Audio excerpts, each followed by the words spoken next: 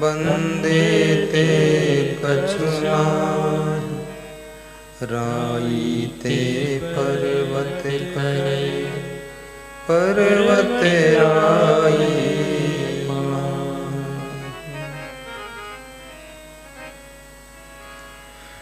यदि जग में रहूं तो ऐसे रहूं जैसे जल में कमल का फूल रहे। यदि जग में रहूं तो ऐसे रहूं जैसे जल में कमल का फूल रहे। मेरे सब गुण दोष समर्पित हों गुरुदेव तुम्हारे चरणों में। मेरे सब गुण दोष समर्पित हो गुरुदेव तुम्हारे चरणों में। अब सौंप दिया इस जीवन का सब भार तुम्हारे चरणों में। अब सौंप दिया इस जीवन का सब भार तुम्हारे चरणों में है। जीत तुम्हारे चरणों में है, हार तुम्हारे चरणों में है। जीत तुम्हारे चरणों में है, हार तुम्हारे चरणों में। भगवान तुम्हारे चरणों में है, संत तुम्हारे चरणों में। भगवान तुम्हारे चरणों में है, संत तुम्हारे चरणों में। बोलिए सद्गुरु भगवान की जय, संत भगवान की जय, भक्त भगवान की जय।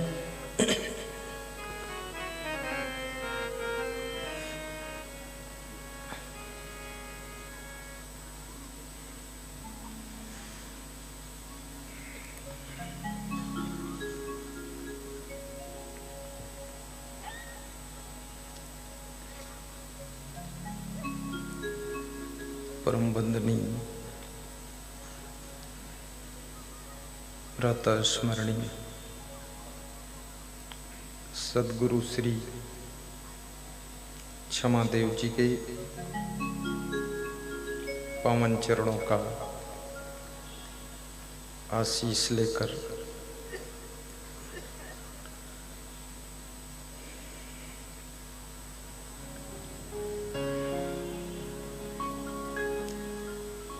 धर्म स्नेही देश हिंदुस्तान, भक्ति भूमि मध्य प्रदेश,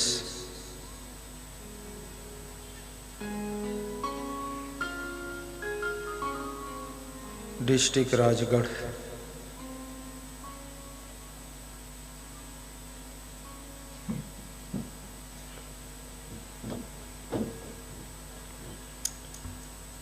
बोड़ा शहर में त्रिदिवसीय सुखद सत्संग जन कल्याण हेतु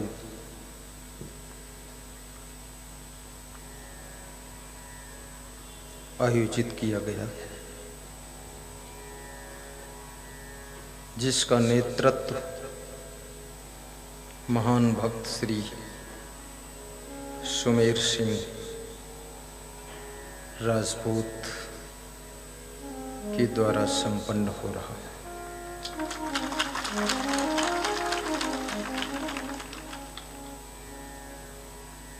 कार्यक्रम में समस्त बोड़ा शहरवासियों का, क्षेत्रवासियों का एन केन प्रकारेण योगदान प्राप्त हो रहा है। शारीरिक, बौद्धिक, मानसिक, आर्थिक आदि प्रकार से सभी का योगदान। चाठा जागीर के महान भक्त श्री भगवान सिंह रोहेला, हरि नारायण रोहेला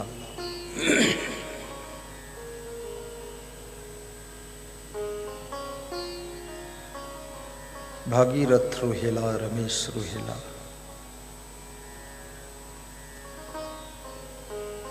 और भोजपुरिया के अंकित विश्वकर्मा ने इस कार्यक्रम में विशेष समय दान किया है। 10 दिनों से लगातार प्रचार प्रसार व्यवस्था में लगे हैं। उनको भी व्यास का दी धन्यवाद देती है।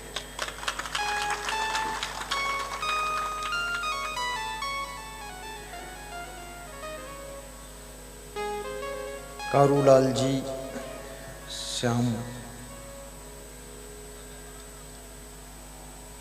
श्याम जी साखा, वो भी बहुत मेहनत भी करते हैं और खुश भी होते हैं। खड़े हो जाओ। बहुत खुश हैं। उनको देखकर जो खुश ना होना चाहे वो भी हो जाता है।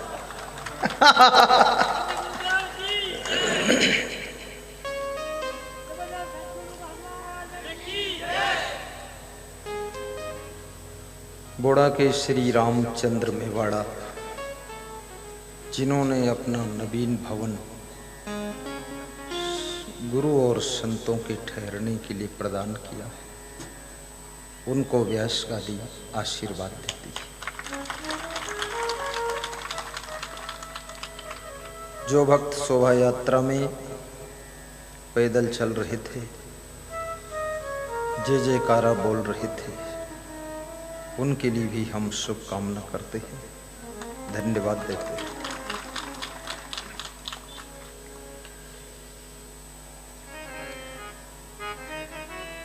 जब मैं मंडप में आया, महिलाओं का मंडप खचाखच भरा हुआ देखा तो मैं डर के मारे पसीना में डूब गया। मुझे ऐसा लगा कि देर हो गई हम। और जब पीछे गया पसीना पोंछने के लिए, वहां से आया तो देखा पुरुषों का मंडप भी खचाखच भरा हुआ है, तो फिर पसीना में डूब गया। वास्तव में मध्य प्रदेश भक्ति प्रधान प्रदेश है।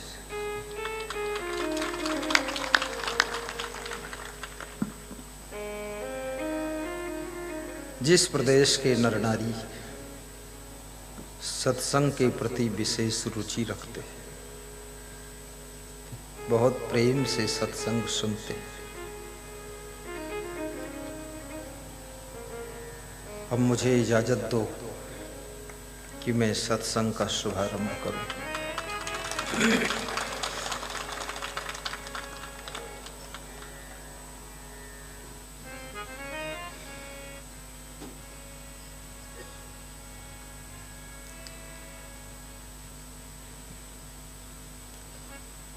श्रीमद् भगवत गीता में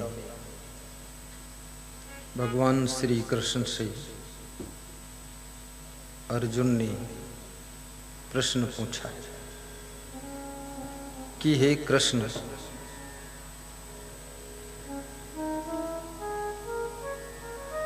वे कौन से लोग हैं जिनको जीते जी सुख मिलता है?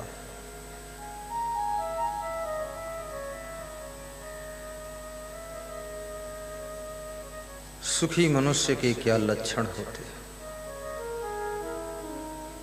श्री कृष्ण कहते हैं, अर्जुन, मनुष्य के हाथ में सुख और दुख दोनों की चाबियां हैं।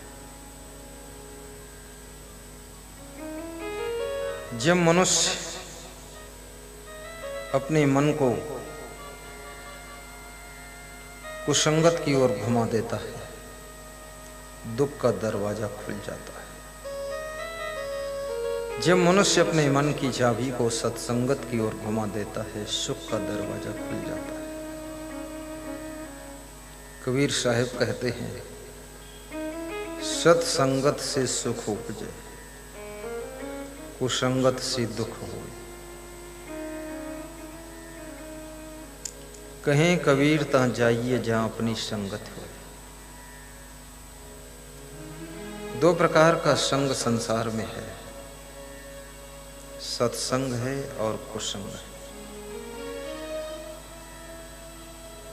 कैकेयी ने मंथरा का संग किया था। कुसंग किसे कहते हैं? जिस संगत के प्रभाव से तुम्हारी बुद्धि यथा योग्य न रह जाए, जिसके साथ में बैठने से, जिसकी वाणी से प्रभावित होकर के तुम गलती करने लग जाओ, समझ लेना वो कुसंग है। मंथरा दासी है, कैकेयी रानी है। कैकेयी जैसी रानी मंथरा जैसी दासी की शरण में चली गई और मंथरा की बात पर भरोसा करके एक्शन लेना शुरू कर दिया। कैकेयी के जीवन में दुख शुरू हो गया। सबसे पहले कैकेयी विधवा हो गई। आपकी पड़ोसिन भी अगर मंथरा जैसी है, आपकी रिश्तेदारों में कोई लेडीज मंथरा जैसी है, आपके घर में कोई लेडीज मंथरा जैसी है, कृपया उसकी सलाह मत मानिए, अन्यथा जैसे कैकेयी की जिंदगी में दुख शुरू हुआ था, ऐसे आपकी भी जिंदगी में दुख शुरू हो जाएगा।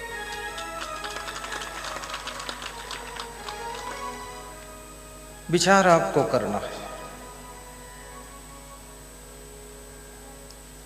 धान का ढेर लगा हुआ है। इस क्षेत्र में धान होता कि नहीं?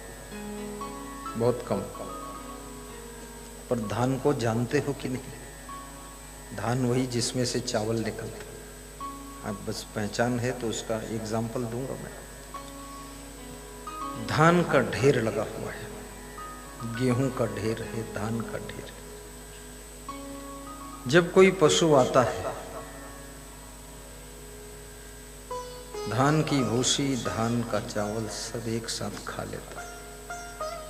लेकिन मनुष्य आता है, धान को लेकर के पालेश्वर में कूटता है, चावल अलग करता है, भूसी को अलग कर देता है, चावल को रसोई में ले जाकर धोकर पका खाता है।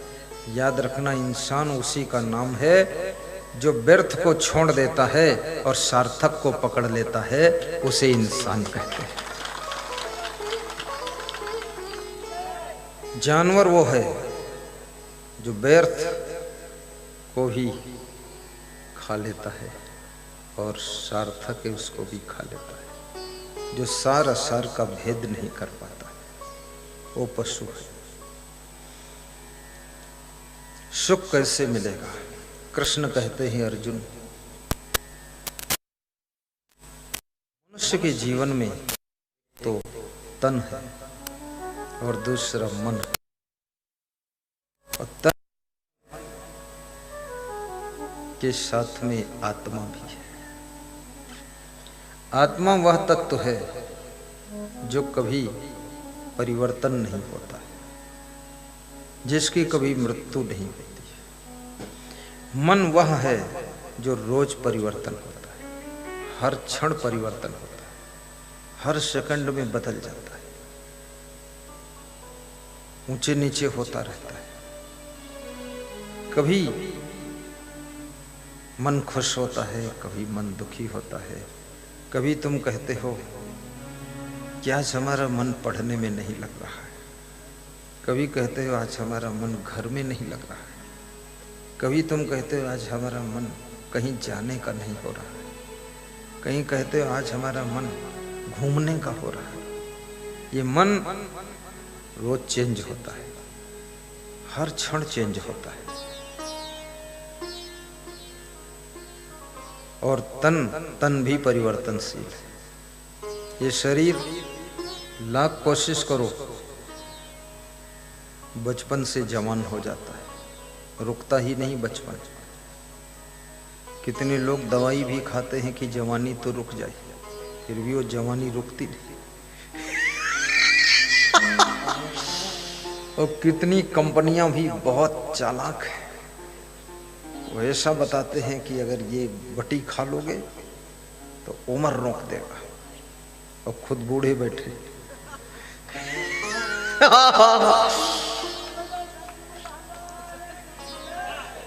कोई ऐसी जड़ी नहीं, कोई ऐसी बूटी नहीं, कोई ऐसी बटी नहीं, न कोई रस भस्म है और न तो कोई टेबलेट इंजेक्शन है जो तुम्हारी जवानी को ब्रेक लगा दे, रोक दे और यथावत बने रहो। ये तो शरीर की अवस्था है। बाल अवस्था से युवावस्था, युवावस्था से वृद्धावस्था, वृद्धावस्था से जर्जर अवस्था, जर्जर अवस्था से मरण अवस्था, और मरण अवस्था से फिर गर्भ अवस्था, और गर्भ अवस्था से फिर पौगंड अवस्था, पौगंड अवस्था से फिर जन्म अवस्था, और फिर बाल अवस्था, फिर कुमार अवस्था, और फिर युवा अवस्था। ये चक्र चलता रहता है। सामान्य रूप से 10 अवस्थाएं होती है, लेकिन 10 कौन काउंटिंग करे? इतना लंबा लिस्ट, झंझट फालतू। अब 100 साल की जिंदगी को 10 टुकड़ों में डिवाइड किया गया। इतने लफड़े में तुम नहीं फंस पाओगे। सीधे 3 अवस्था मान लो, बाल अवस्था, युवा अवस्था और वृद्धावस्था। इस सभा में तीनों अवस्था के लोग बैठे। जो बाल अवस्था के हैं वो सब बेहोश हैं, जो युवा अवस्था में है वही भी होश आधा है, आधा खो गया है, और जो वृद्धावस्था के हैं उनको होश अब आ रहा है।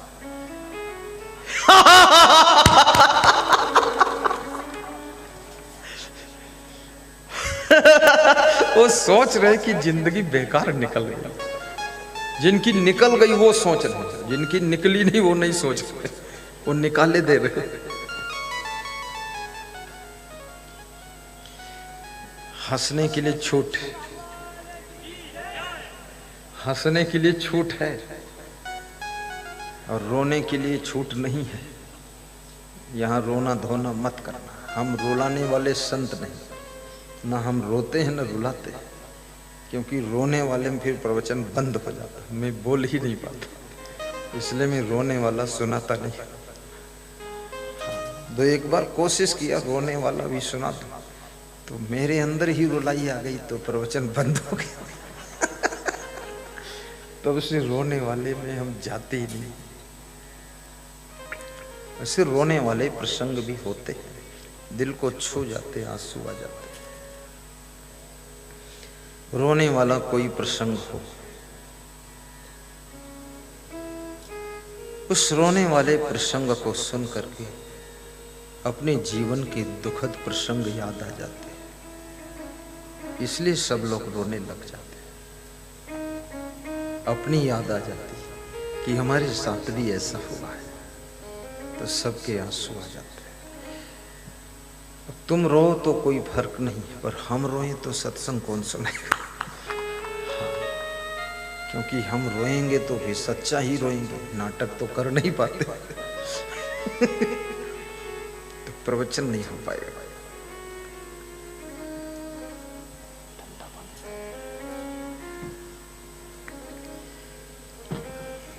हर अवस्था की अलग अलग व्यवस्था है। बाल अवस्था संस्कार, शिक्षा प्राप्त करने की अवस्था। युवावस्था धन, उन्नति विकास, मकान, गाड़ी, वैभव, दुकान, राजनीति, समाजनीति सब करने की अवस्था है। वृद्धावस्था अपनी बेटे बहुओं को सहयोग देने की अवस्था है। स्वयं कोई बीड़ा मत उठाइए वृद्धावस्था में, बेटे बहू को सहयोग दीजिए, बस योगदान, परोपकार करते रहो। बहू बच्चों को जन्म दे, उसको तुम गोद में खिलाते रहो। जय हो बाल गोपाल, जय हो कृष्ण गोपाल, जय हो राम गोपाल। उसको सेवा करो। वृद्धावस्था में चिंता अधिक नहीं करना चाहिए। वृद्धावस्था में ये सोच लो 60 साल मर चुके हो, बचपन जवानी निकल गया, अब जो भी 10-20 साल बचे हैं वो भी मरना है। इसलिए मरना है तो दुखी नहीं होना, हंस के मरना है। बुढ़ापे में हंसते रहो, गुरु का प्रवचन सुनते रहो, ध्यान करते रहो, दिन में भी थोड़ा आराम करो, शाम को जल्दी सो जाओ, सवेरे जल्दी उठ जाओ, जो काम कर सको कर दो, लेकिन प्रवचन मत सुनाओ, भाषण मत करो। बूढ़ी औरतें बहुत भाषण करती हैं, सवेरे से उठती हैं, भगवान का नाम नहीं लेती, न राधा का नाम, न रुक्मणी का नाम, न सीता का नाम। ये डायरेक्ट स्टार्ट करती हैं प्रवचन और बहू को सुनाती हैं। बहू सोती रहती है, बोलती रहती है, चिल्लाती रहती है, मत बोलो। एक परिवार में अनेक प्रकार के लोग रहते हैं, उठेंगे खूब काम करेंगे, लेकिन उठना ही मुश्किल है। ऐसे ऐसे क्वालिटी के लोग लेटे रहेंगे, तुम रोज समझाओगे, खीसे काटते रहेंगे, हाँ हाँ ठीक है, कल फिर वही बात। इसलिए इनकी भी टेंशन मत लो, आप तो अपनी मौज में रहा करो और चश्मा लगा कर रामायण पढ़ा करो। और चश्मा नहीं लगता तो मत लगाना। श्रीमद् भगवत गीता का अर्थ पढ़ो, कबीर के दोहे पढ़ो। पढ़ना नहीं आता है, केवल और केवल प्रवचन सुनो। मोबाइल के यूट्यूब में कितने लोग प्रवचन गुरु जी का सुन चुके हैं, हाथ ऊंचा करके बताएं। दोनों हाथ उठा दो, डरते क्यों? चक्र सुदर्शन छोड़ दूंगा, हाथ कट जाएगा। नीचे कर लो। हाथ उठाते नहीं लोग।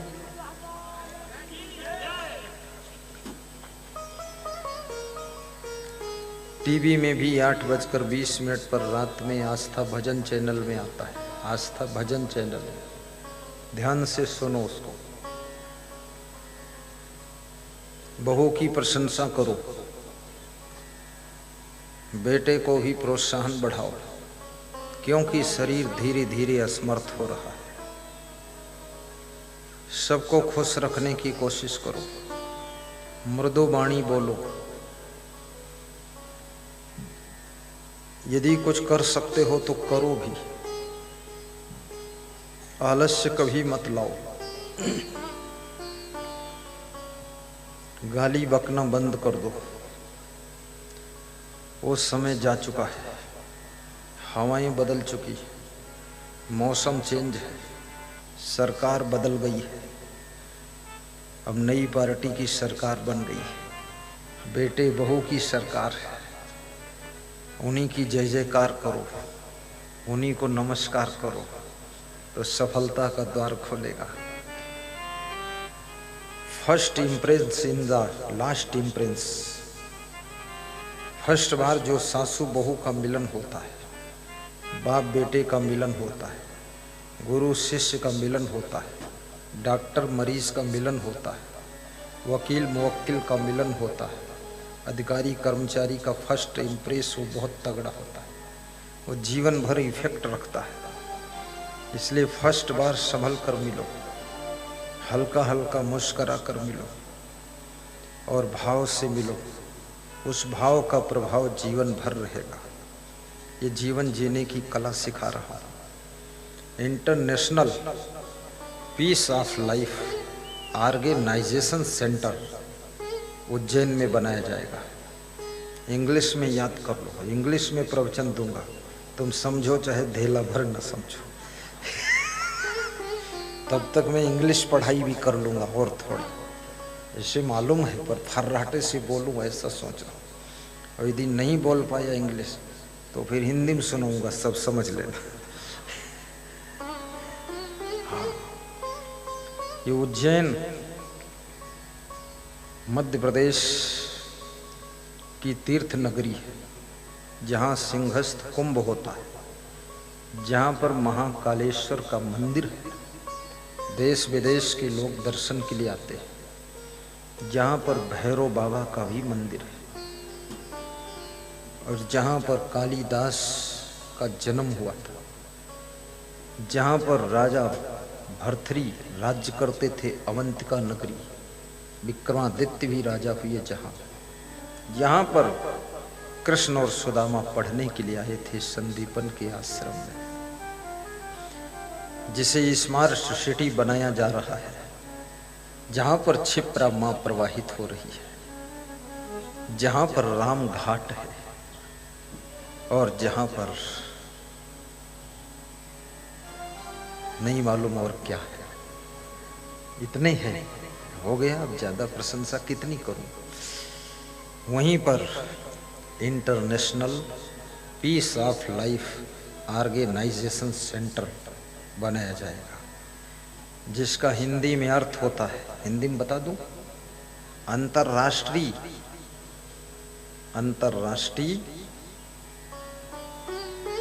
जीवन की शांति, जीवन में शांति, अंतर्राष्ट्र को, पूरे विश्व को जीवन में शांति देने वाले सत्संग का केंद्र बनेगा। ये अर्थ होता है। मेरे सत्संग का लक्ष्य सिर्फ आपके जीवन में पीस ऑफ लाइफ हो, जीवन में शांति हो। पीस माने शांति होता है, पीस माने पीसना नहीं, पीस माने शांति, इंग्लिश वर्ड है। तो ऐसा ऑर्गेनाइजेशन सेंटर, सत्संग का सेंटर बनेगा। उस उज्जैन आश्रम में आप सभी को बुलाया जाएगा, साल में 3 बार। बहुत बड़ा सत्संग होगा। क्षिप्रा में डुबकी लगाइए, महाकाल का दर्शन कीजिए, भैरव को धन्यवाद दीजिए, पूरा उज्जैन दर्शन कीजिए, आश्रम में आकर भोजन भंडारा कीजिए और अपने international peace of life organisation centre में विश्राम कीजिए, वही विश्राम करना।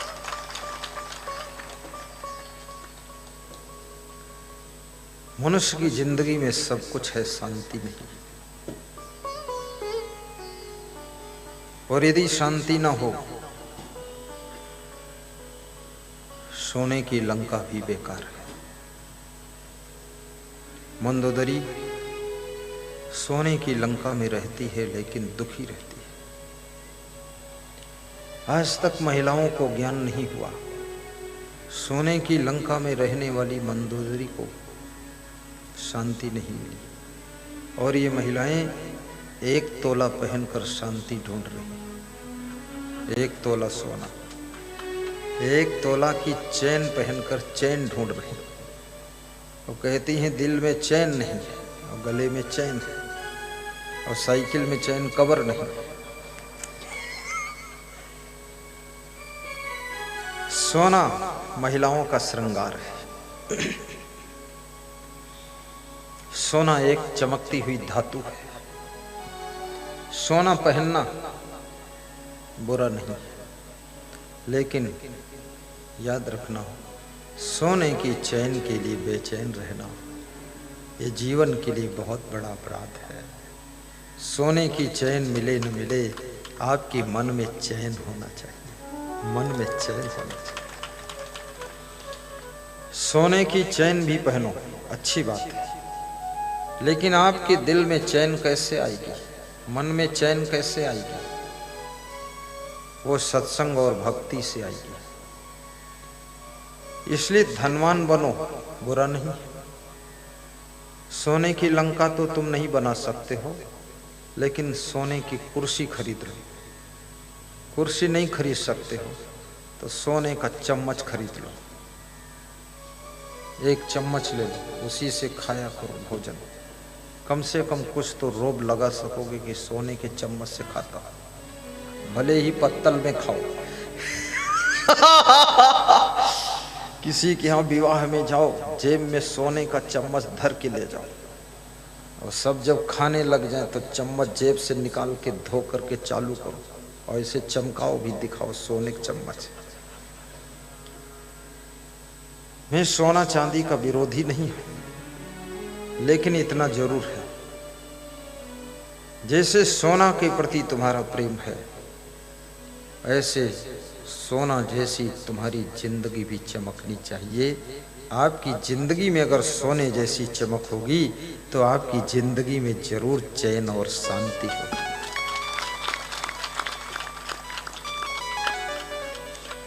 भगवान कृष्ण का प्रसंग मैं उठा लेता हूं, टाइम निकल जाएगा, श्रीमद् भगवत गीता का भी सम्मान हो जाएगा।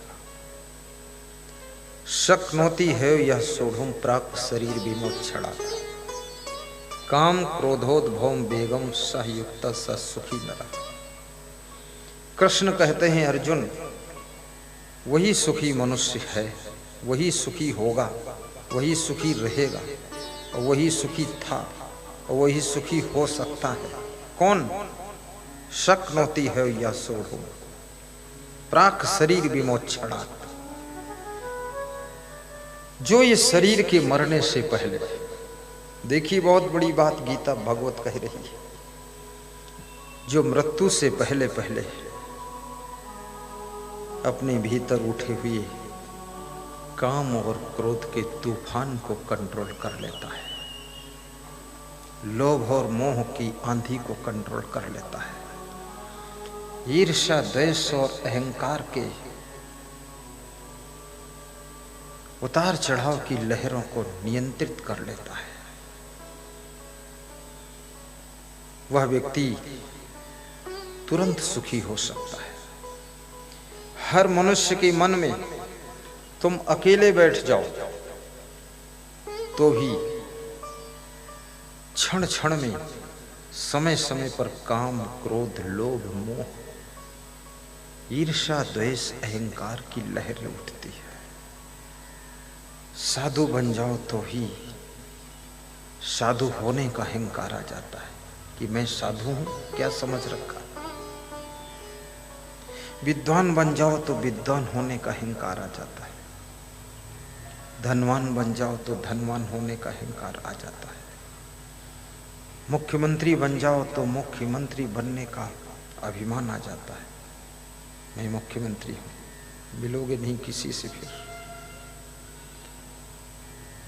और अभिमान हमेशा दुख पैदा करता है। रावण को भगवान राम ने नहीं मारा है, राम से अयोध्या में पूछा गया कि मैंने सुना है आपने रावण को मारा, तो राम ने मुस्कुरा कर कहा कि मैंने नहीं रावण को मारा है, रावण के मैंने रावण को मारा है, मैंने नहीं मारा है, रावण के मैंने रावण को मारा है। अर्थ समझना, जो मैं है अंदर भरा हुआ अहंग भाव, राम कहते हैं उसी के कारण रावण मारा है, क्योंकि मैंने विभीषण को नहीं मारा। और भगवान उसी को मारता है जिसमें अहंकार होता है, और भगवान उसको प्रेम करता है जिसमें नम्रता होती है, जिसमें सरलता होती है।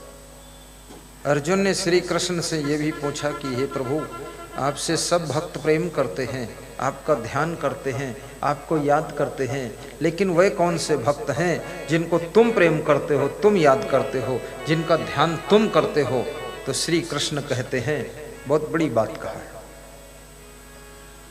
कृष्ण कहते हैं, जो सभी से प्रेम करते हैं, हे अर्जुन, हम उन भक्तों से प्रेम करते हैं।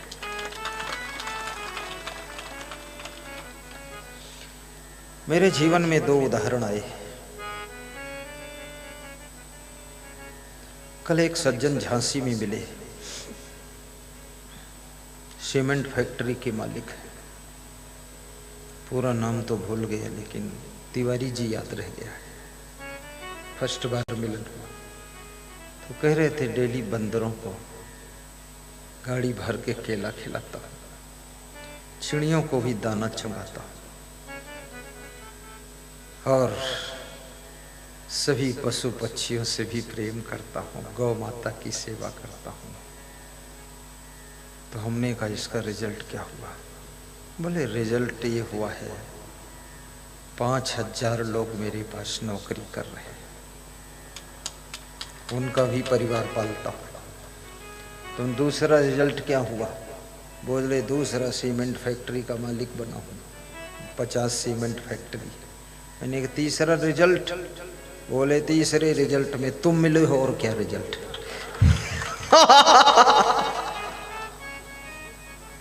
नाम है गोविंद तिवारी। आशीर्वाद आपको याद दिलाया, हरीश दास। इनका भी बहुत प्रेम है, बड़ा ध्यान रखते। गोविंद तिवारी बोले, इटावा के लिए सत्संग दीजिए, झांसी के लिए सत्संग दीजिए, और झांसी जब आइए मेरे यहाँ रहिए। तो मैंने सोचा, झांसी जाऊं, उसके यहाँ रहूं, कहीं डाल दिया 1 ट्रक सीमेंट मेरे ऊपर तो क्या होगा? फैक्ट्री का मालिक है। लेकिन दूसरे भक्त घनश्याम दास गुप्ता, वो कह रहे थे कि हम बहुत गरीब थे गुरुदेव, दुख देखा, लेकिन बंदरों को खिलाता हूँ, बिस्कुट खिलाता हूँ, केला खिलाता हूँ, चिड़ियों को दाना चुंगाता हूँ, बतकों को दाना देता हूँ, गायों को चारा खिलाता हूँ, भिखारियों को रोटी बांटता हूँ। बोले, न जाने कहाँ से धन वर्षा हुई है। सब भाई जहाँ के तहाँ रह गए, हम बहुत आगे बढ़ गए, और साधु संत को बहुत मानता हूँ। हमने कहा, और क्या किया तुमने जीवन में? बोले, और आश्रम बनाकर आपको दान कर दिया, लखनऊ में रजिस्ट्री लिख दिया, ये बहुत बड़ा काम किया। चिड़ियों की सेवा, पशु पंछियों की सेवा और मनुष्यों की सेवा, ये आपके जीवन को मंगलमय बनाती है।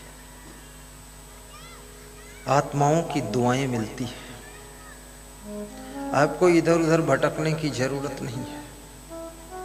सत्संग कराइए, इससे भी बहुत पुण्य बढ़ जाएगा। अगर 10,000 आत्माएं सत्संग सुनती हैं, और 10,000 में अगर 5,000 आत्माओं को भी समझ में आता है, और 5,000 में अगर 1,000 लोगों में परिवर्तन आता है, तो 1,000 परिवारों में शांति सुख आता है, जिसका पुण्य सत्संग कराने वाले को ही प्राप्त होता है।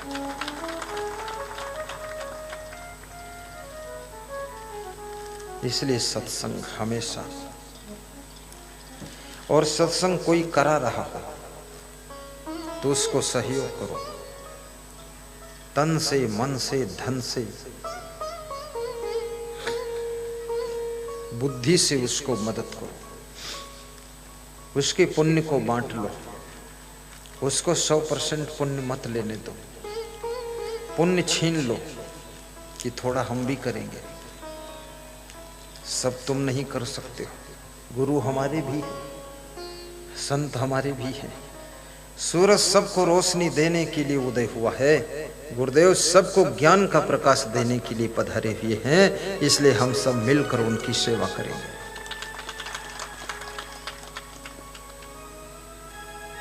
सेवा में हिस्सा बांटना चाहिए।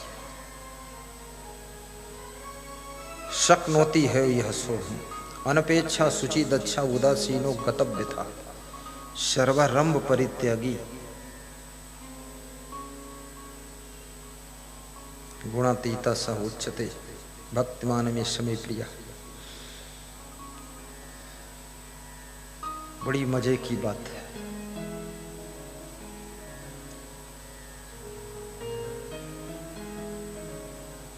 किसी ने हंस पंछी को बाण मारा है। हंस पंछी घायल पड़ा कराह रहा है। दूसरा व्यक्ति आता है, उसे गोद में लेकर पानी पिला रहा है। बाण मारने वाला आता है, कहता हंस मेरा है क्योंकि मैंने मारा है। जिसकी गोद में हंस पंछी है जो पानी पिला रहा है, वो कहता हंस मेरा है क्योंकि मैंने इसके प्राणों की रक्षा किया है। दोनों में विवाद होता है। फैसला राजा के पास जाता है। राजा फैसला करता है, मारने वाले की अपेक्षा बचाने वाले का पूर्ण अधिकार होता है, इसलिए हंस मारने वाले का कभी नहीं हो सकता है, ये हंस बचाने वाले का है। और जिसने हंस को बचाया था वो एक दिन स्वयं परम हंस बन गए और उनका नाम महात्मा बुद्ध हुआ। और 24 अवतारों में बुद्ध का अवतार माना जाता है। इसलिए याद रखना, दया करना भगवान का गुण है। अगर आपके पास में दया है, प्रेम है, रहम है, कृपा है, करुणा है, सहनशीलता है, तो ये भगवत गुण है। और जिसमें भगवत गुण आ जाते हैं उस पर भगवान की कृपा भी हो जाती है। बोलिए सद्गुरु भगवान की जय। जीवन में गुणों का बड़ा महत्व है। बड़ी मजे की बात है। मानुष तेरा गुण बड़ा मांस ना वे काज, हण न होते आभरण त्वचा न बाचन बाज। शक्कर में से मिठास निकाल लो तो उसे शक्कर कौन कहेगा। मानव में मानवता का गुण ना हो तो उसे मानव कौन कहेगा। कितने मनुष्यों को लोग कहते हैं ये पूरा गधा है,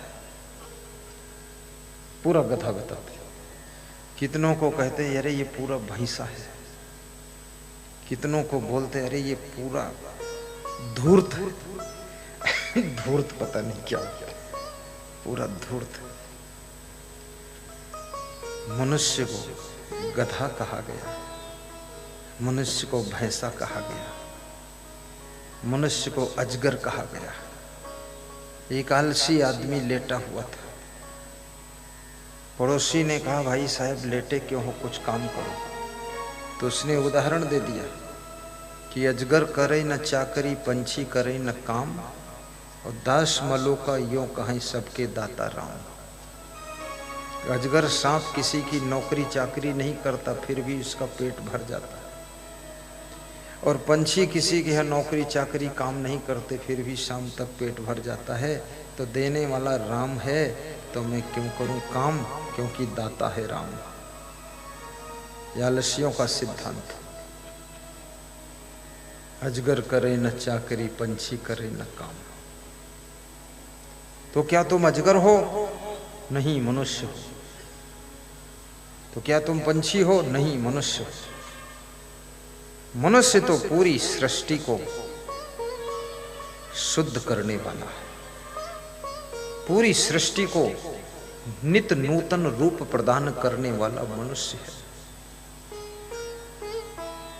अगर मनुष्य आलसी हो गया तो सृष्टि की व्यवस्था रंग भंग हो सकती है। आलस्योपहता विद्या, आलसी की विद्या नष्ट हो जाती। जो विद्यार्थी आलसी है उसको एक अक्षर का ज्ञान नहीं हो सकता। विद्यार्थी का शत्रु आलस्य है। अलप बीजम हतम क्षेत्रम हतम सैन्यम नायकम। कम बीज बोने से खेत नष्ट हो जाता है। सेनापति के बिना सेना नष्ट हो जाती, मारी जाती है। आलस्योपहता विद्या पर हस्ते गतम धनम। दूसरे के हाथ में गया हुआ धन वापस मिले न मिले वो नष्ट ही समझो। लोग कहते हैं अगले हफ्ते में दे देंगे, उधार दे दो 50,000। तुमने दे दिया, उनका अगला हफ्ता आता ही नहीं।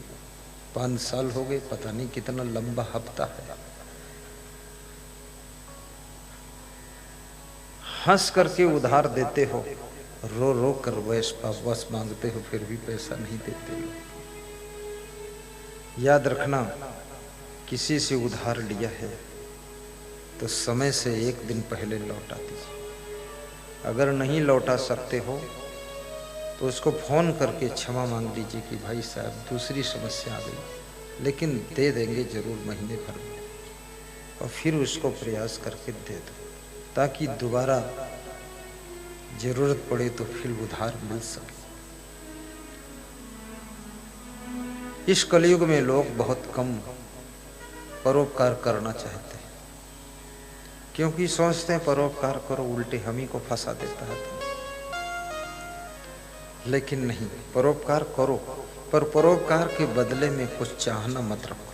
ऐसा परोपकार करो, नेकी कर नदी में डाल। किसी के साथ अच्छा करो, नदी में डाल दो, भूल जाओ कि हमने इनके साथ अच्छा किया, उसको याद मत रखो। याद रखोगे तो मन में दुख होगा। कभी चर्चा भी मत करो इसका हमने कुछ किया है, छोड़ो, बकवास खत्म हो गई, जाने दो उसको। लेकिन तुम्हारे साथ में कोई परोपकार करे तो उसको बार बार धन्यवाद देते रहना, ताकि परोपकार करने वाले का उत्साह बढ़ता रहे और दुनिया में परोपकार का कार्यक्रम चलता रहे। तुलसीदास ने कहा है परोपकार सबसे बड़ा धर्म है। परहित सरीस धर्म नहीं भाई, पर पीड़ा सम नहीं अधमाई।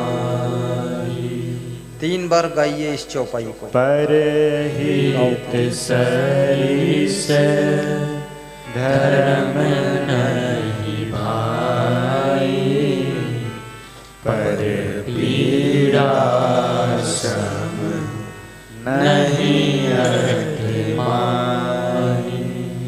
परहित सरीस धर्म नहीं भाई, पर पीड़ा सम नहीं अधमाई। परोपकारी आपका जीवन हो। किसी की बेटी के विवाह में बाधा आ रही है, बाधा मिटाकर उसके विवाह में सहयोग कर दो, हो जाए, जोड़ा लग जाने दो। किसी के सर्विस में कुछ रुकावट है, यदि आप पास सामर्थ्य है तो मदद कर दो, लग जाए सर्विस। चुनाव में भी अच्छे लोगों की मदद कर दो, अच्छे लोग चुनकर आ जाए,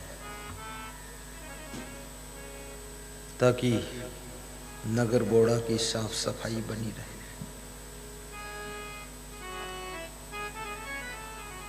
चुनाव भी बहुत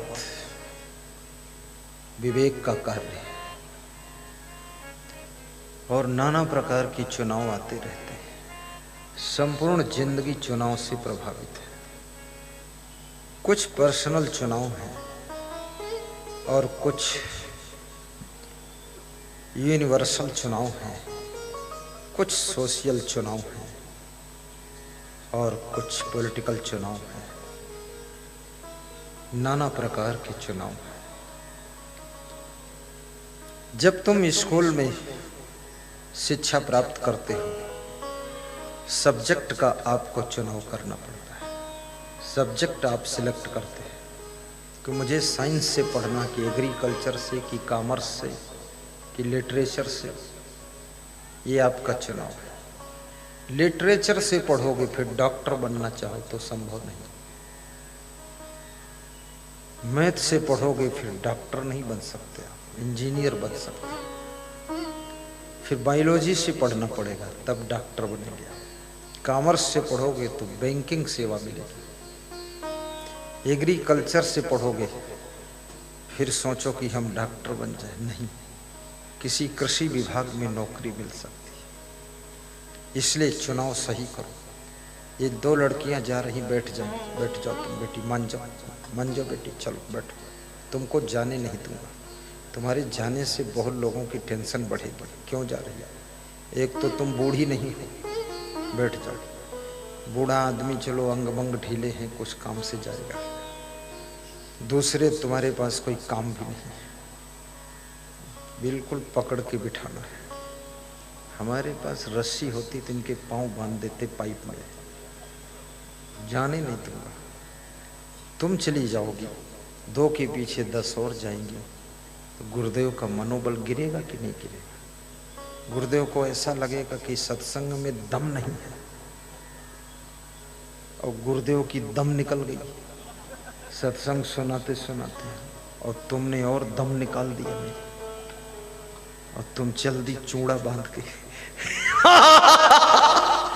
जाना मत, तुम्हारे लिए ही तो सुना रहा हूं। आलस,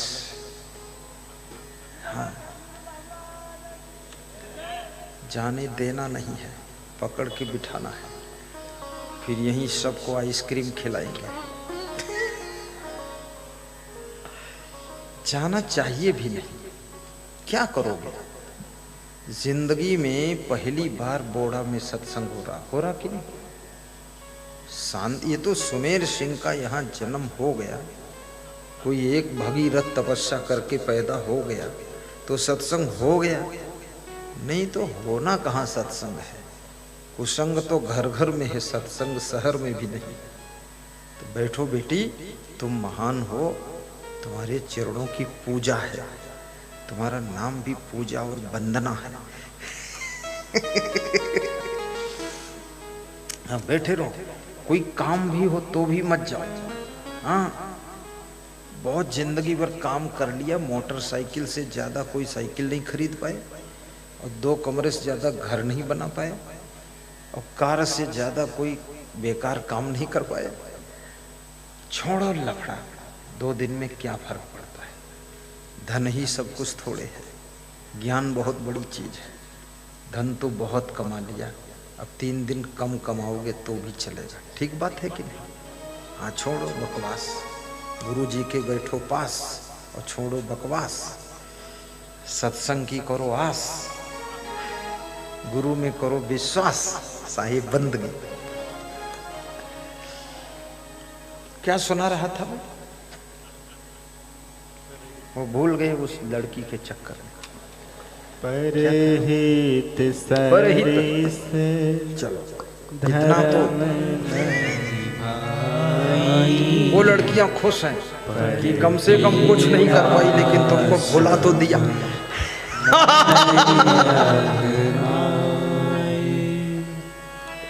परहित सरिस धर्म नहीं भाई, पर पीड़ा सम नहीं अधिमाई। साहिब बंदगी जय सिया राम। ध्यान देना, परोपकाराय शताम विभूतया। नीति शास्त्र कहता है जो परोपकार करता है वो व्यक्ति संत के गुणों से विभूषित होता है, क्योंकि संत वृक्ष, नदी, पहाड़ और धरती, ये 5 परोपकारी लिस्ट में है। संत बिटप सरिता गिरि धरणी, परहित हेतु इन्हीं की करनी। धरती मिट्टी है लेकिन तुम्हें अन्न देती है, पहाड़ पत्थर है पर वो टुकड़े टुकड़े तोड़कर तुम घर बनाते, सड़क बनाते, रेलवे लाइन पर पत्थर बिछाते। पेड़ जिंदगी भर फल देता है, लेकिन जब बूढ़ा हो जाता है तो तुम्हें दरवाजा और खिड़की के लिए लकड़ी देता है, और तुम्हें दफन करने के लिए भी लकड़ी देता है। अंत तक तुम्हारी सेवा करता है। वो पेड़ भी मर जाता है और तुमको भी जलाकर खत्म कर देता है कि जाओ मेरे मालिक, आखिरी तक सेवा। वृक्ष परोपकारी, संत परोपकारी होते हैं, क्योंकि परोपकार के लिए ही संत महात्मा विचरण करते हैं। विचरण माने होता है भ्रमण करना, भ्रमण माने होता है एक स्थान से दूसरे स्थान पर जाकर के सत्संग सुनाना, ज्ञान देना।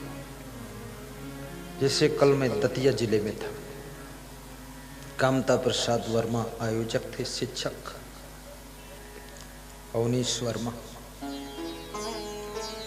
बड़ा अच्छा वहां समागम रहा 3 दिन, 27, 28, 29 और 3 दिन यहाँ है। इसके बाद हम गुजरात पहुंच जाएंगे। करखड़ी, बड़ोदरा जिला, तालुका पादरा, 5 और 6 वहां, 7, 8 पावागढ़, हालोल पंचमहल जिला, 9 को अलीराजपुर, 10 को झाबुआ, कमलेश परमार साहब के थानदला। चलते रहेंगे, चलते रहेंगे, क्योंकि जिसको सत्संग नहीं मिला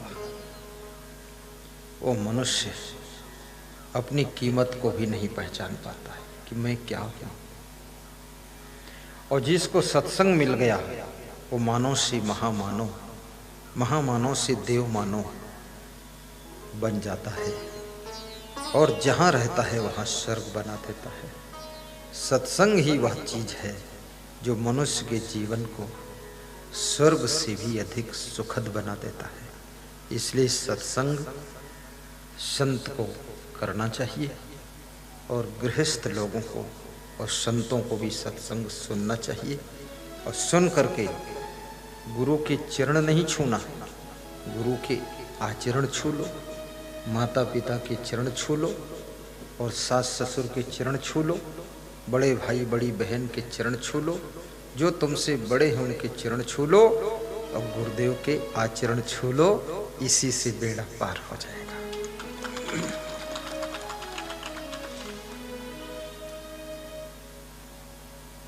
शक्नोती है या सोढ़ुम प्राक शरीर विमोक्षणा। तो मैं आपको शुभारंभ में बताया था कि आपके पास में एक तो तन है, दूसरा मन है। तन भी परिवर्तनशील है और मन भी परिवर्तनशील है, और तीसरा आत्मा है जो इस तन को जीवित रखता है। ये आत्मा को अध्यात्म में चेतन भी कहा गया है, साक्षी कहा गया, दृष्टा कहा गया है। इस आत्मा को गीता में परमात्मा भी कहा गया है, जितात्मना, परमात्मा समाहिता। उपदृष्टानुमंता च भर्ता भोक्ता महेश्वर परमात्मेच्चाप्युक्तो देहेस्मिन् पुरुषा परा। ईश्वर सर्वभूतानां हृदय से अर्जुन तिष्ठति। ईश्वर समस्त शरीरधारियों के भीतर हृदय में स्थित है। ईश्वर कहाँ रहता है? सब लोग अलग अलग ढंग से अलग अलग जगहों पर ईश्वर को ढूंढते रहते हैं, भगवान को ढूंढते रहते हैं, लेकिन कृष्ण कहते हैं ईश्वर समस्त शरीरधारियों के हृदय में निवास करता है।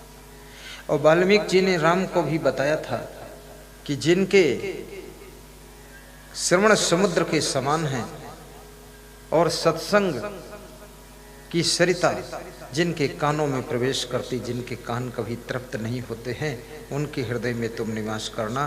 भगवान कहीं बाहर नहीं रहता है, भगवान आपके अंदर रहता है। और अंदर कब रहता है? जब अंदर सब पवित्र होता है तब भगवान रहता है। तुमने आंगन नहीं बुहारा, कैसे रहेंगे भगवान? गंदा पड़ा दोबारा, कैसे आएंगे भगवान? मन को निर्मल बनाओ। एक भक्त भजन गा रहा था, भगवान से शिकायत कर रहा था कि कहाँ तुमको ढूंढूं, कहाँ तुमको पाऊं, अपना तो मिलने का पता तुम बता दो। तो भगवान ने तुरंत उत्तर दिया कि मैं कोई बच्चा हूँ जो खो गया हूँ, तू मुझको ढूंढ रहा है, मैं तेरे से मिलना नहीं चाहता हूँ, तू ढूंढेगा तो मिलूंगा कैसे? तो बोला, भगत बोला कैसे मिलोगे फिर? तो भगवान ने जवाब दिया कि मुझे ढूंढने की नहीं है जरूरत, फकत अपने मन को तू निर्मल बना ले, फकत अपने मन को तू निर्मल बना ले। केवल अपने मन को तू निर्मल बना, मुझे फालतू क्यों ढूंढ रहा है। निर्मल मन जन सो मोहि पावा, मोहि कपट छल छिद्र न भावा। कबीर मन निर्मल भया जैसे गंगा नीर, पाछे पाछे हरि फिरे कहत कबीर कबीर। मैंने सुना है कि बॉम्बे से अहमदाबाद कोई ट्रेन जा रही थी। छोटी सी कहानी है, थोड़ा स्टोरी सुना देता हूँ, थोड़ा आनंद भी आ जाएगा और मन भी बहल जाएगा, क्योंकि तुम उब जाओगे सीधा सूखा प्रवचन सुनते सुनते। बॉम्बे से अहमदाबाद एक्सप्रेस जा रही है। 4 मित्र बॉम्बे स्टेशन जाते हैं। ट्रेन में बहुत भीड़ है। एक मित्र कहता है आज भीड़ है, आज यात्रा कैंसिल करो, कल चलेंगे। दूसरा मित्र कहता है कोई जुगाड़ कर लो। तीसरा कहता है अरे छोड़ो रहने दो, कल चल देंगे, क्या फर्क है। चौथा बोलता है मैं सेटिंग कर देता हूँ। खिलाड़ी था, होशियार था, बुद्धिमान था। बुद्धिमान लोग सब जगह सेटिंग कर लेते हैं। तो उसने क्या किया, प्लेटफार्म पर पीछे बढ़ा। चौथा मित्र तेज दौड़ता हुआ आया और डिब्बे में जो बैठे हुए थे लोग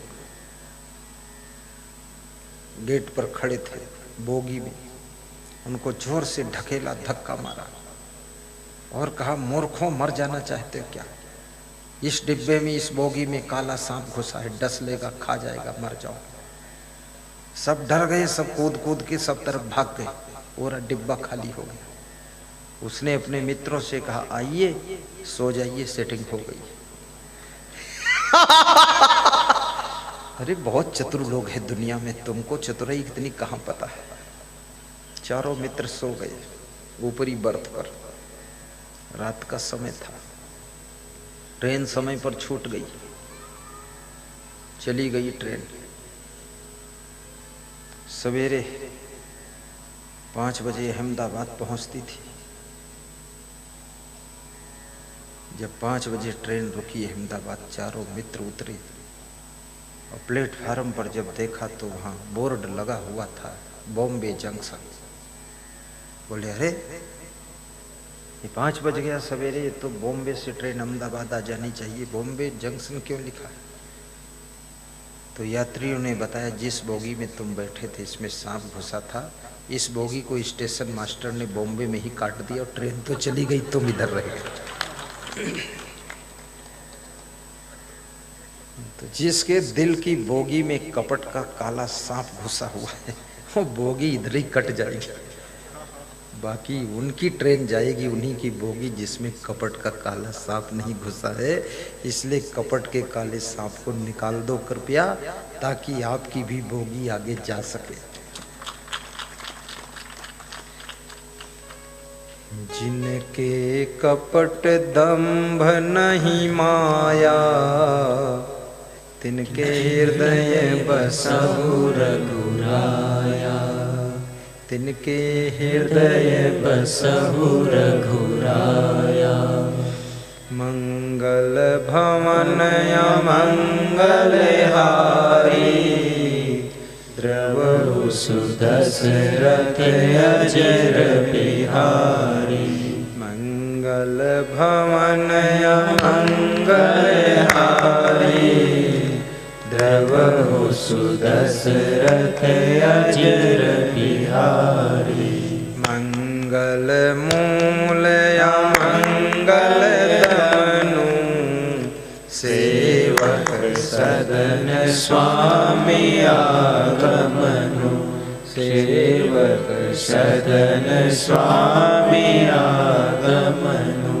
सेवक सदन स्वामी आगमनु। बोलिए सद्गुरु भगवान की जय। ध्यान एकाग्र करना। शरीर को कितनी कोशिशें कर लो, धीरे धीरे धीरे धीरे उगता सूरज धीरे धीरे ढलता है, ढल जाएगा। लेकिन बहुत लंबा समय आपको मिलता है, 100 साल की उम्र। कोई 20 साल में मर जाए तो अलग बात है, पर ये सामान 100 वर्ष का है। पर पल की खबर नहीं, आगाह अपनी मौत का कोई बसर नहीं। किसी आदमी को अपनी मौत का पता नहीं पहले से, कब मरूंगा, लेकिन ये सबको पता है मैं मरूंगा। पर मरने से पहले कृष्ण कहते हैं, शक्नोति है यह सुर्णम प्राक शरीर विमोक्षणात्। शरीर के नाश होने से पहले पहले, शरीर की मृत्यु होने से पहले पहले, इस शरीर में उठे हुए काम और क्रोध, लोभ और मोह, ईर्ष्या और द्वेष, छल और कपट, अहंकार को जो मारने में सक्षम हो जाता है, जो नियंत्रण करने में सक्षम हो जाता है, वही सुखी होता है और उसी को योगी कहा जाता है। वही संत होता है जो काम क्रोध लोभ मोह ईर्ष्या द्वेष अहंकार को जीते जी मरने से पहले पहले इनको नियंत्रित कर लेता है। वो सुखी भी हो जाता है और वो योगी कहलाता है। ये योगी होना, साधु होना, ये साधु होना और कुछ नहीं है। ये कपड़ा कोई सफेद पहनता, कोई लाल पहनता, कोई पीला पहनता, कोई 2 कलर का पहनता है, कोई तिलक लंबा लगाता, कोई गोल लगाता, कोई लाल लगाता, कोई पीला लगाता, कोई सफेद लगाता, कोई पूरा माथा पोतता, कोई केवल टिक्की लगाता। हाँ, ये इसमें कोई बात नहीं, जो तुम्हें रुचि करो। लेकिन साधुता क्या चीज है? काम क्रोध को जीतना ही साधुता, लोभ मोह को जीतना ही साधुता। साधु का मोह मर जाना चाहिए। और याद रखना, सुख तुमको भी तभी मिलेगा, घर में रहो लेकिन घर के मोह में मत रहो, धन में रहो लेकिन धन के लोभ में मत रहो, धनवान बनो पर धन का अभिमान न करो, बड़े से बड़े पद पर बैठो लेकिन पद का मद मत करो, और अपने मन को बस में रखो। फिर देखो इतना सुख पाओगे कि हर समय हंसते रहोगे, मुस्कुराते रहोगे, खुश रहोगे, जिंदगी में कोई दुख है ही नहीं। बिल्कुल। क्रोध को भी काबू करो, सहन शक्ति को बढ़ाओ, मन सोहरौना नहीं बनाओ, सहनशील बन आप रहो। कोई समस्या है उसका सही समाधान निकालिए, समय पर कार्य को कर लो, देरी मत लगाओ, पछताने का भी समय नहीं है। 24 घंटे में 2-4 बार जोर से हंसो भी, मुस्कुरा कर काम करो, चिंता और टेंशन से बचो। दुनिया में लाख कोशिश कर लो फिर भी नुकसान होगा ही आपका। नुकसान को तुम रोक नहीं सकते। तुम्हारा गेहूं की फसल आ गई है, उसी समय ओले गिर जाए, तुम क्या करोगे? इसलिए टेंशन क्यों लेते हो? गिर जाए तो गिर जाने दो, कोई बात नहीं। जाही विधि राखे राम ताही विधि रही है, और राम राम राम राम राम राम कहिए, ओले गिर रहे हैं तो गिरने दीजिए। अभी अमलोरा गांव में सत्संग हुआ, बाराबंकी जिले में। तो वहाँ के भक्त लोग बड़ी मजे की बात कह रहे थे। 20, 21, 22 नवंबर को था, बड़ा सत्संग था वो। कह रहे थे गुरुदेव प्रवचन प्रोग्राम लिया और धान की फसल बहुत टाप की थी मेरी सबकी। बोले बहुत पानी बरसा 7 दिन लगातार, धान उसी में डूब गया, गिर गया। लेकिन ऐसा कृपा आपकी, धान में अंकुर नहीं आया। जितने सत्संगी लोग थे उनका धान हर खेत में 10-10 कुंटल ज्यादा हुआ, कम नहीं हुआ। पूरा आपको पेमेंट देंगे हम, ये टेंट वालों का भी पेमेंट पूरा कर देंगे, साधुओं को भी खुश करके भेजूंगा आपके, इनको दान दक्षिणा पूरा दूंगा क्योंकि ज्यादा फायदा होगा। तो हमने कहा फिर, बोले पता नहीं सत्संग के प्रभाव से ही नुकसान बच गया। आजू बाजू के लोग चौपट खूब हुए। जब तुम पुण्य परोपकार परमार्थ में धन लगाने के लिए मन में सोच लेते हो तो ये परोपकार का धर्म आपके नुकसान को कंट्रोल करना शुरू करता है, डैमेज को कंट्रोल करता है। इसलिए जीवन में 10%, 10वां हिस्सा, दशांश मरने के बाद 10वां होता है कि नहीं होता है? यहां भी होता है। 10वां करते हो कि 20वां करते हो तुम लोग? 10वां होता है। 10वां बरही तेरही, 10वां करने की जरूरत नहीं है। 10वां अंश जीते जी धर्म में लगाइए, सत्संग में लगाइए, परोपकार में लगाइए, तो मरने के बाद 10वां का आवश्यकता नहीं पड़ेगा। जीते जी आपका 10वां हो गया सब। और तुम मर गए, लाश दफन हो गई, फिर घर के लोग 10वां कर रहे। तुम्हारी आत्मा को क्या पता कि 10वां हुआ कि 40वां हुआ? तुम्हारी आत्मा तो चली गई, न जाने कहाँ जन्म लिया है तुमने अपने कर्मों अनुसार। इसलिए जो भी करना है, बैतरणी से पार होना है, भवसागर से पार होना है, तो जीते जी कर लो, पुण्य कमा लो, धर्म कर लो, सत्संग सुन लो, भक्ति कर लो, दान पुण्य कर लो।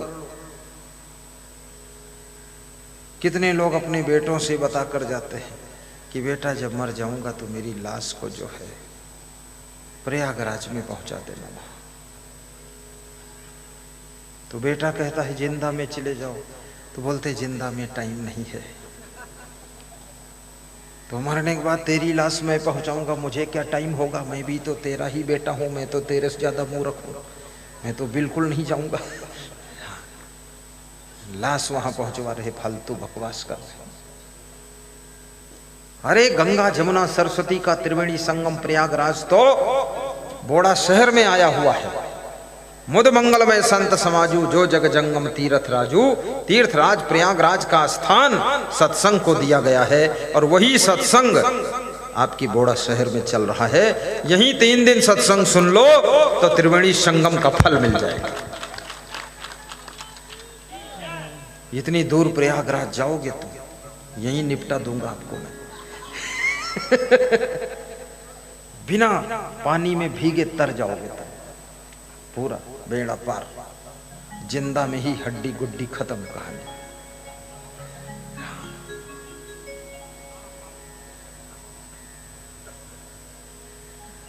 सत्संग तीर्थ है, भक्ति तीर्थ है। सत्संग की गंगा बहती है, गुरुदेव तुम्हारे चरणों में। सत्संग सब गाइए राम नारायण की बढ़िया वाले।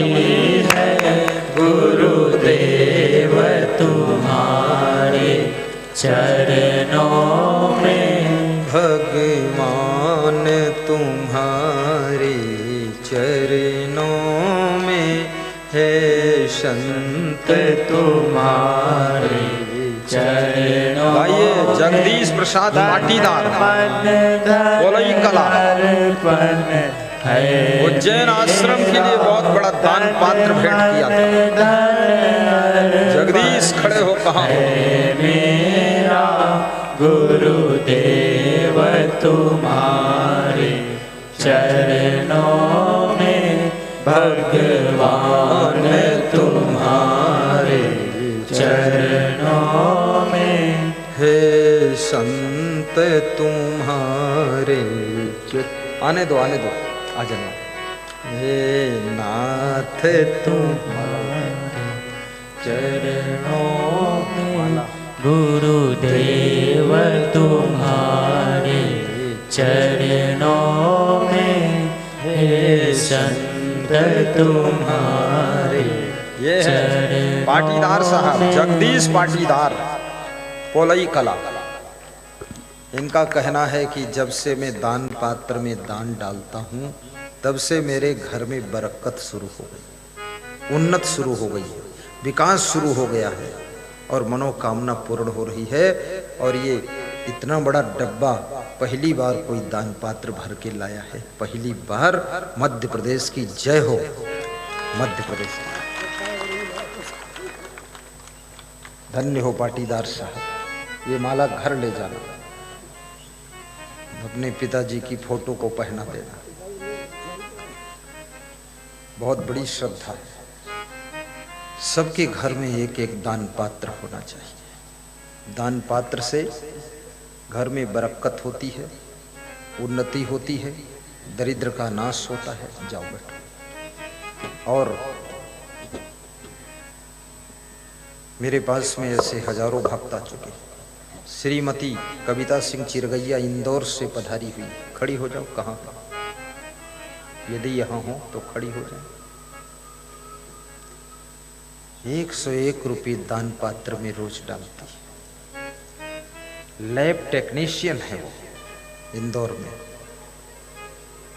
बहुत देर हो गई, सुबह 8 बजे से आई थी, उनको दर्शन ही नहीं मिले। 12 बजे दर्शन हुए। दर्शन करके दूर जाना भी था, थोड़ा सुन के फिर चली गई। बहुत से भक्तों ने मुझे बताया है कि दान पात्र से हमारे घर में दरिद्र दूर हुआ है। और याद रखना, तन पवित्र सेवा किए धन पवित्र करि दान, और मन पवित्र गुरु भक्ति करो, होत त्रिविधि कल्याण। संस्था की ओर से यहां दान पात्र आए हुए। जो मार्केट में 70 रुपए का दान पात्र 80 रुपए का मिलता है, वो संस्था तुम्हारे घर में दरिद्र का नाश हो, लक्ष्मी का विकास हो, इसलिए 50 रुपये में एक कूपन के साथ में दान पात्र आपको प्रदान करती है, ताकि आपके घर में दान पात्र पहुंचे। मंदिर के पास में रख लेना, और रोज जब आरती करो, पूजा करो, ध्यान करो, तो दान पात्र में जो तुम्हारी श्रद्धा हो उसमें अर्पित करना।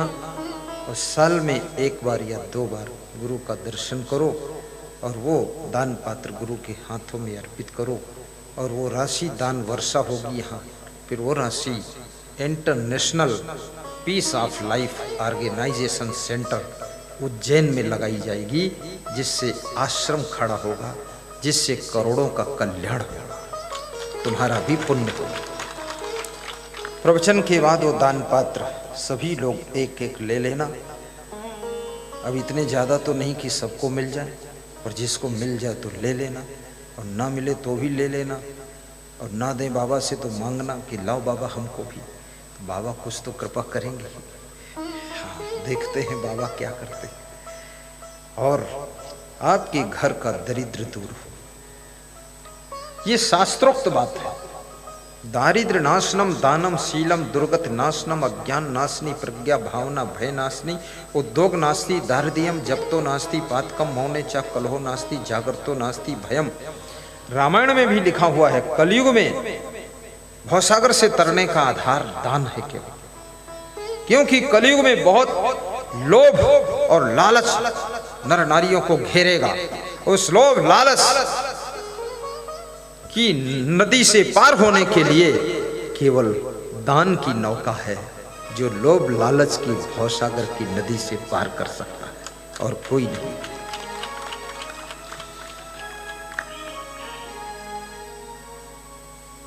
सत्संग की गंगा बहती है गुरुदेव आपके चरणों में। मुद मंगल में संत समाजो जो जग जंगम तीर्थ राजू। तुलसीदास कहते हैं तीर्थराज प्रयागराज का स्थान सत्संग को दिया गया है, और जंगम प्रयागराज है। ये चलता फिरता प्रयाग। जंगम माने चलता फिरता, अस्थावर माने स्थित है एक जगह पर। वो इलाहाबाद में जो प्रयागराज है, अब उस प्रयागराज का नाम जिला प्रयागराज हो गया है। देखिए, वहां महात्मा मुख्यमंत्री है। आप चाहो तो यहां भी महात्मा मुख्यमंत्री हो जाए, बस यहां भी बोड़ा का नाम खत्म, दूसरा हो जाएगा बोड़ा का धर्मोड़ा। नाम तो ये ऊट पटांग सब हटा देना चाहिए, सब नाम धर्म से होना चाहिए। बिल्कुल रामायण रोड है, ये गीता एक्सप्रेस, ये उपनिषद एक्सप्रेस, मैं तो इसमें आ जाऊं तो सारा मैं आध्यात्मिक ही कर दूं पूरा। रोड का नाम, चौराहों के नाम भी आध्यात्मिक, सब महान पुरुषों के नाम से चौराहा, सब पूरा टोटल। महाराणा प्रताप चौराहा, कई जगह देखा चिड़िया चौराहा। चिड़िया चौराहा क्या होता है? नहीं, महाराणा प्रताप चौराहा जो हमारे देश में मुगलों से लड़ने में अपना शौर्य दिखाया था। महारानी लक्ष्मीबाई ने अपनी वीरता दिखाई थी। वीर शिवाजी ने हिंदू धर्म की रक्षा के लिए अपना जीवन बलिदान किया था। ऐसे लोगों के नाम से नगरों के नाम हों, शहरों के नाम हों, ऐसे लोगों के नाम से रोडों के नाम हों। मैंने मार्केट में भी देखा बहुत से लोग भगवान के नाम से अपनी दुकान का नाम रखते हैं। Sitaram general store, Shri Ram hotel, Annapurna मंदिर। अपना नाम भी थोड़ा अध्यात्म से जुड़ा हुआ रखो। अभी इस कलयुग में ऐसी परंपरा धीरे धीरे चल रही है। बहुत छोटे नाम लोग रख रहे हैं, ऐसे नाम रखने जिन नामों का कोई अर्थ ही नहीं। उससे पूछो तुम्हारा क्या नाम, बोलता ढूं। तुम्हारा क्या नाम, बोलता पूं। अरे ये कोई नाम है? चलो गुनगुना पानी डालकर नाम रखो, ठीक।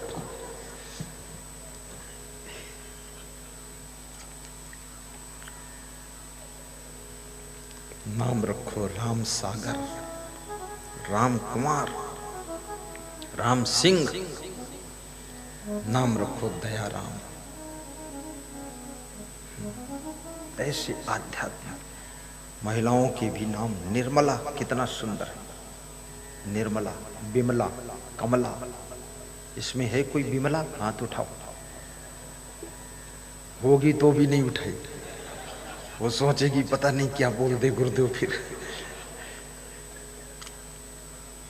अच्छे नाम रखो।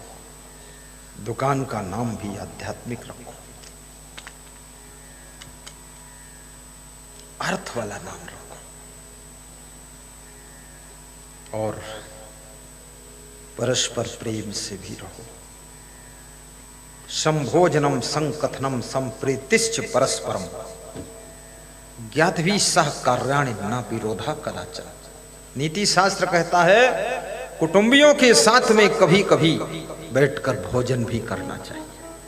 कुटुंबियों के साथ में बैठकर कभी कभी प्रेम की चर्चा करना चाहिए। और कुटुंबियों के साथ में कभी कभी बातचीत भी प्रेम से करना चाहिए। और कुटुंबियों के साथ में कभी कभी सहयोग में काम भी करना चाहिए। और अपने जात भाइयों का कभी विरोध नहीं करना चाहिए।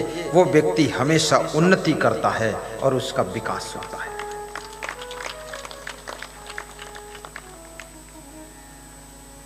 सीधे बैठ जाओ। अब समापन की ओर हम जा रहे हैं। कोई उठेगा नहीं, जाएगा नहीं। ये बाबा कहाँ जा रहा है? कोई फैक्ट्री खोलना? बिठा लो इसको। अरे पकड़ो इसको, बिठाओ। बुद्धिहीन तन जान के सुमिरो हनुमत देव। बिठा लो। सब समझता भी नहीं क्या कह रहे हैं, जूता टांगे खड़ा है। बिठाओ इसको। हाँ देखो, अब समझ पाया है। एक महिला उसका पांव जूता से हटा रही कि बैठने कह रहे हैं तो जूता पहन रहा है। हाँ। देखो, जाना नहीं है जब तक मंगल आरती न हो जाए। अब लास्ट में महामंगल आरती समय पर छोड़ दूंगा। मैं मध्य प्रदेश की नस जानता हूँ। जहाँ बजे 4 तो जाने को तैयार। हाँ, मध्य प्रदेश के लोग ठंडी से बहुत डरते हैं। इनके ऊपर एक लोटा पानी अगर कोई डाल दे तो ऐसा घबरा जाते हैं। राजस्थान में भी पानी से डरते हैं ठंडी में लोग। ठंडी बहुत लगती, लेकिन कोई डर नहीं। सूर्य देवता ने बहुत ताप दे दिया। आपके घर घर में शांति हो, सुख हो। और एक निवेदन करेगी व्यास का दी, बहुत छोटा सा निवेदन है। आपके घरों में सत साहित्य होना चाहिए, रामायण गीता होना चाहिए, कबीर के ग्रंथ होना चाहिए, उपनिषद होना चाहिए और रोज कम से कम 10 मिनट उसका अध्ययन करना चाहिए। देखिए आपकी जिंदगी में बदलाव आ जाएगा। यहाँ पर धार्मिक पुस्तकालय आया है, वहां से सारी पुस्तकें खरीद डालो। छोटी छोटी पुस्तकों में सब बड़े बड़े शास्त्रों का निचोड़ बताया गया है, उसको ले लीजिए। लॉकेट पहन लो गुरु महाराज का।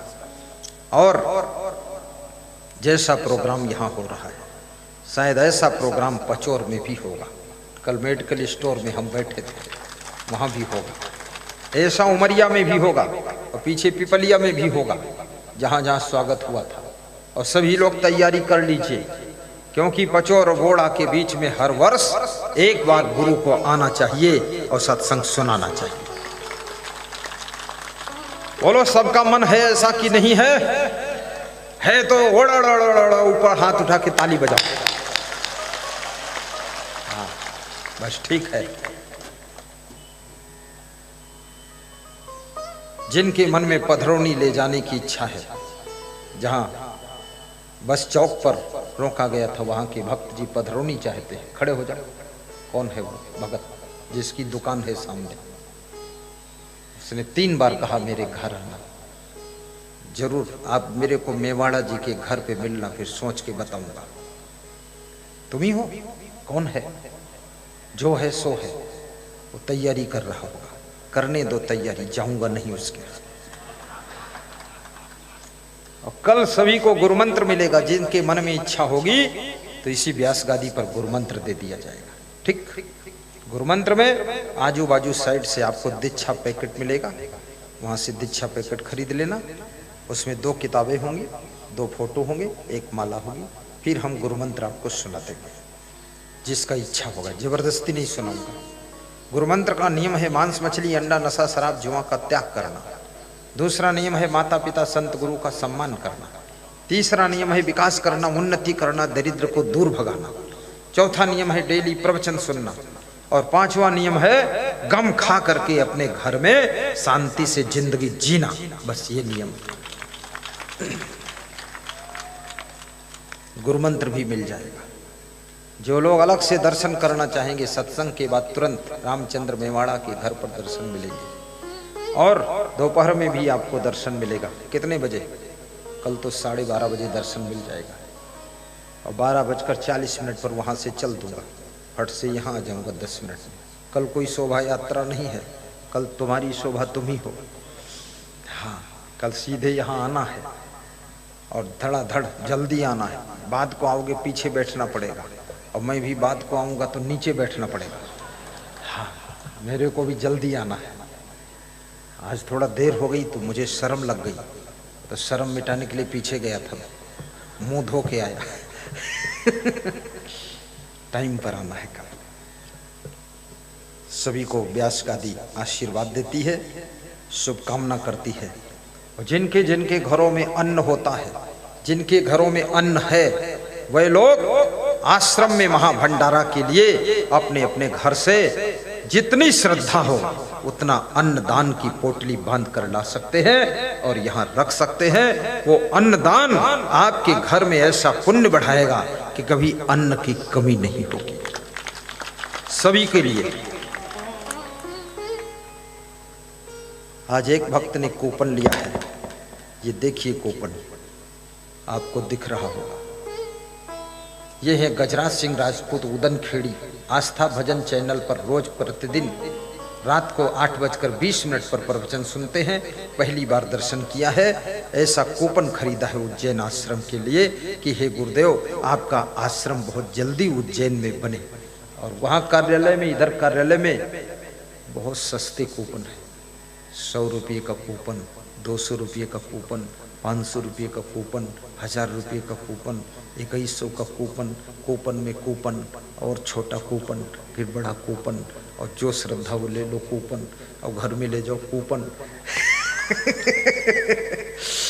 अविद्या आश्रम हमें आपको सबको मिलकर बनाना है। ये गजराज सिंह अपना कूपन ले जाइए, ले लेना। इतनी भीड़ में आना मुश्किल है। सबको आशीर्वाद देता हूँ।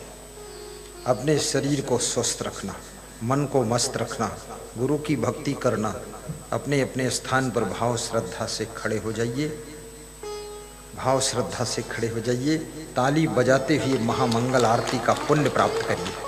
अब जरा भी देर नहीं लगाई जाएगी और कोई जाना मत, क्योंकि समय कह रहा है कि महामंगल आरती में जो शामिल होता है उसे सुख शांति धन दौलत की प्राप्ति होती है, आपका कल्याण होगा। हमारे जो मेन कार्यकर्ता हैं व्यास गादी पर आ जाएं, साधु संत सब जल्दी व्यास गादी के उधर पहुंचे और महिलाएं थोड़ा सा ताली बजा दे ताकि शरीर की अकड़न जकड़न खत्म हो जाए। पुरुष भी ताली बजा दे और थोड़ा हंस भी दे। और जिनके शरीर में बहुत बीमारियां हैं, राजस्थान के वैद्यराज श्री चिमन कंपनी की पेटेंट दवाइयां लाए हैं, वहां से दवाइयां ले लेना। ये देखिए हमारे मेन कार्यकर्ता आयोजक मंडल ऊपर आ रहा है और इतना अच्छा स्थान है आसाराम ग्राउंड, क्या गजब की जगह है। जिसकी जगह है उसको आशीर्वाद है, जिसने दिया जगह उसको आशीर्वाद है, सब तरफ से सुंदर है।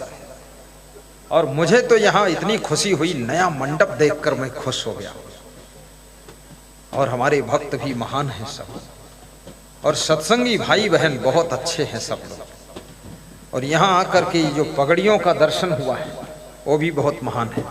प्रेमपाल दास मेरे पास आए, जल्दी से अपना काम करें, शीघ्रता से कूपन संभालें। ये काम साहिब के नाही, ये काम तुम्हारे आही। साहिब बंदगी। कल सत्संग करूं कि ना करूं, जोर से बोलो। अरे पीछे से आवाज नहीं आ रही है, जोर से बोलो। करूं कि ना करूं? ये महिलाएं कह रही मत करो। करूं? सब लोग आओगे कि नहीं आओगे? Very good. एक एक श्रोता, पांच पांच श्रोता लेकर के आना।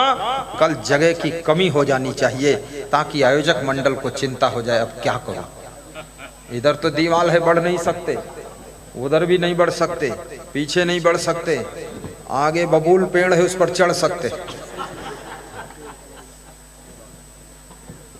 ये बाबा की है, ले लो बाबा। साहिब बंदगी। महामंगल आरती प्रारंभ कीजिए। जय जय क्षमा देवा।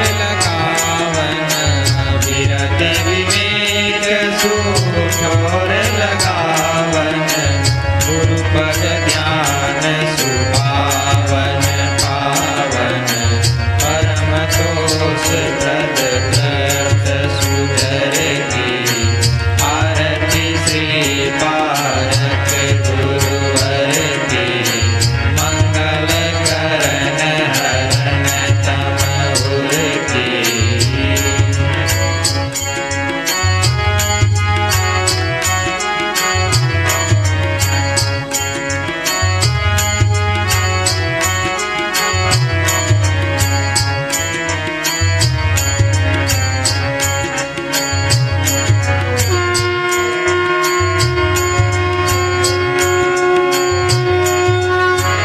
सज्जन वृंद संत सब सरना, सज्जन वृंद संत सब सरना, परख प्रकाश कबीर अपरना, परख प्रकाश कबीर अपरना, जय विशाल रक्षपाल सुचरना, नमन प्रेम जीव अजर अमर की, आरती श्री पारक गुरुवर की, मंगल करण हरण तमहुर की।